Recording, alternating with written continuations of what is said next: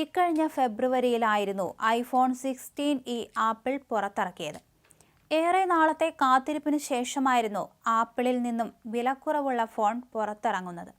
ഇപ്പോഴിതാ ഇതുമായി മത്സരിക്കാൻ പ്രധാന എതിരാളികളായ ഗൂഗിൾ പിക്സൽ 9a രംഗത്തെത്തിയിരിക്കുകയാണ്.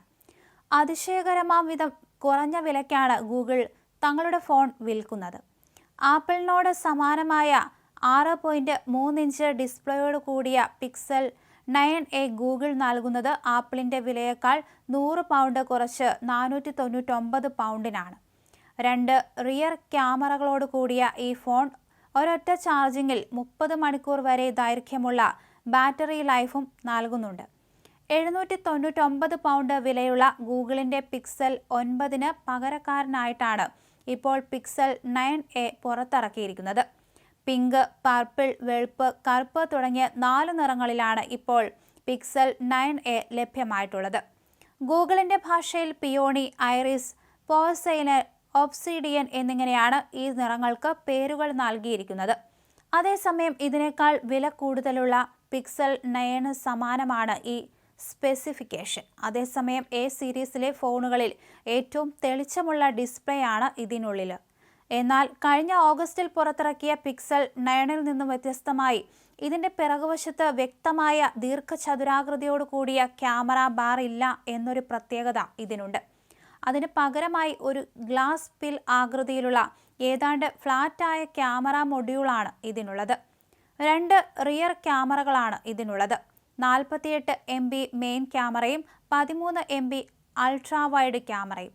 അതിനോടൊപ്പം തന്നെ മുൻഭാഗത്ത് ഒരു 13 MB സെൽഫി ക്യാമറയും ഉണ്ട്. പിക്സൽ 9 സമാനമായ AI ചിപ്പ് തന്നെയാണ് പിക്സൽ 9aയ്ക്കും ഉള്ളത്. അതായത് മാജിക് എറേസർ, മാജിക് എഡിറ്റർ തുടങ്ങിയ ഗൂഗിളിന്റെ AI ഫോട്ടോ എഡിറ്റിംഗ് ടൂളുകൾ ഇതിൽ ലഭ്യമാണെന്നർത്ഥം.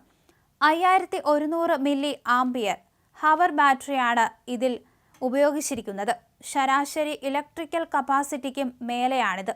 സാധാരണ നിലയിൽ ഉപയോഗിക്കുമ്പോൾ ഒരൊറ്റ ചാർജിങ്ങിൽ 30 മണിക്കൂർ വരെ ഉപയോഗിക്കാനാകും.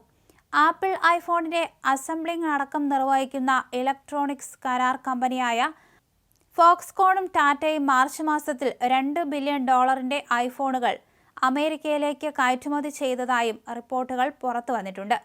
ട്രംപ് ഭരണകൂടം പ്രഖ്യാപിച്ച വ്യാപാര നികുതിയെ മറികടക്കാനാണ് ഈ റെക്കോർഡ് കയറ്റുമതിയെന്നാണ് റിപ്പോർട്ട്.